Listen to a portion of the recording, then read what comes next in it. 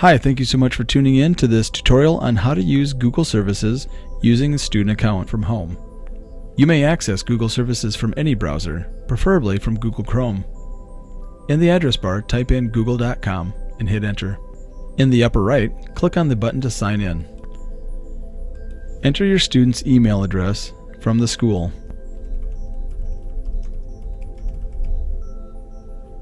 Hit Next. Be sure to click on Organizational G Suite Account.